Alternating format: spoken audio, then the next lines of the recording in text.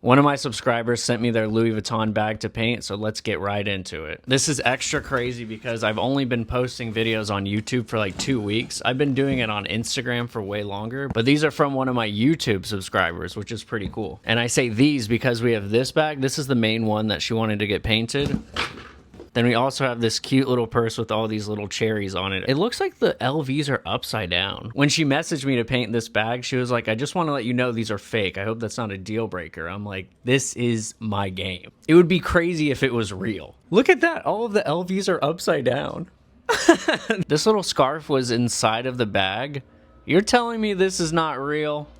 You're telling me all Louis Vuitton bags don't come with this. Cool, she gave me this bag and the other one. She gave me the other one just to keep, just to paint on for fun. And then this is the one that she actually commissioned me. So I'm going to send this one back to her after I finish. But let's get into painting this one, and then I'll probably do the second one in another video. Let's paint this thing.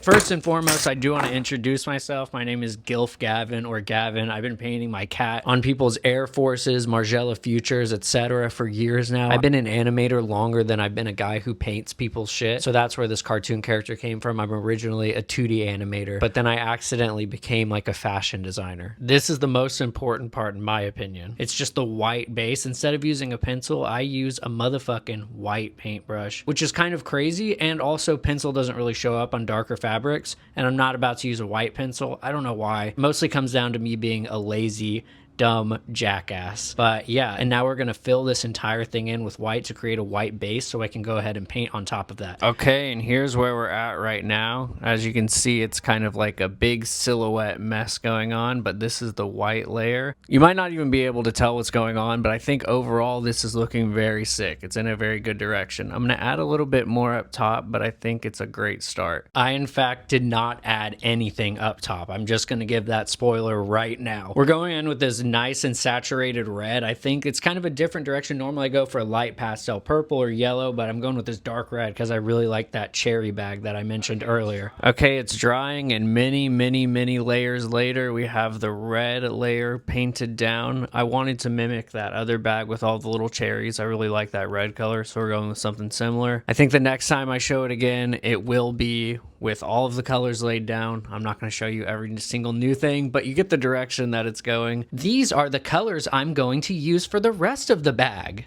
A lot of the bags that people send me come from Chinatown in New York.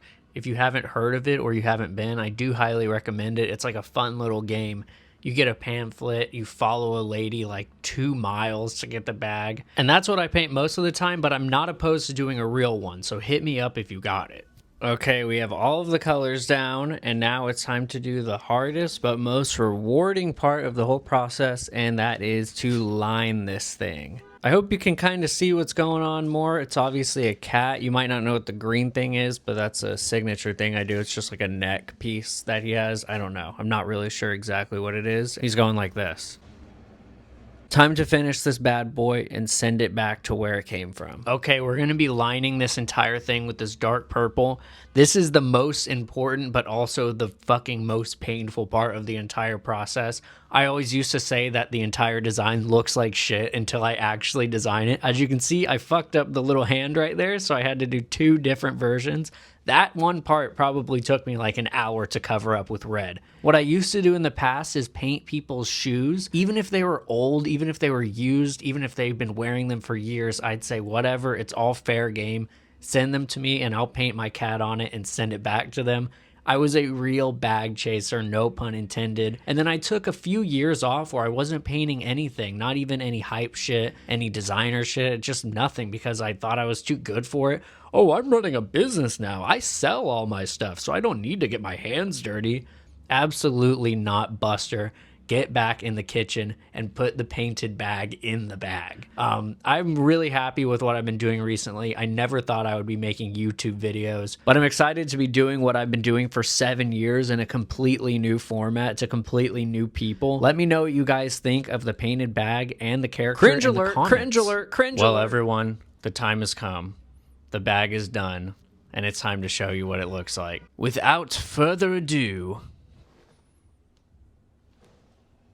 this is what it looks like. I like how the stars go onto the bottom of this one and the foot kind of goes to the bottom. Really makes it a three-dimensional thing. And now I'm going to put it back into the box and send it right back where it came from. So if you want to send me your bag, you'll get it back fast with a cool character and a cool painted design on it. Do y'all think it's cool? Does it suck? Or who gives a fuck? Let me know. Thanks for watching my first YouTube video. One more look at the bag. What a beauty. Okay, thanks.